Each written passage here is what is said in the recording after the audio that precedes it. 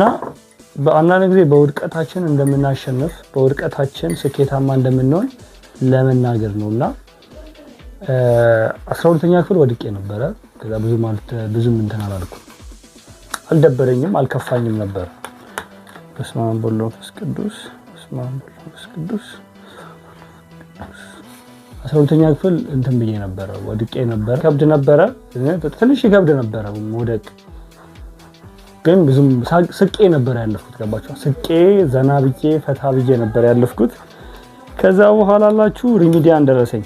ሪሚዲያን ከደረሰኝ በኋላ ደግሞ አሪፍ ትንሽ ጎበዝ ነገር ነበርኩ፣ መካከለኛ ተማሪ ነበርኩኝና ከዛ በኋላ ሪሚዲያን ከደረስኩኝ በኋላ ምን ተፈጠረ?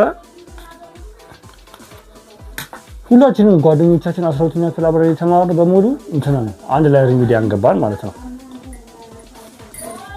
ምን ይመጣል? ነፃነት አለ፣ ጓደኛችሁ አለ፣ ብር አለ፣ በጣም ትልቅ ስፔስ አለ፣ የምትጮህበት፣ የምናብድበት፣ ፈልግነው የምናደርግበት። የአንዱ ጓደኛችን ወንድም ደግሞ እዛው አምቦ ዩኒቨርሲቲ ነበር የደረሰኝ። እዛው አምቦ ነበርኩኝ እና እዛ ደግሞ ካፌ ነበረው።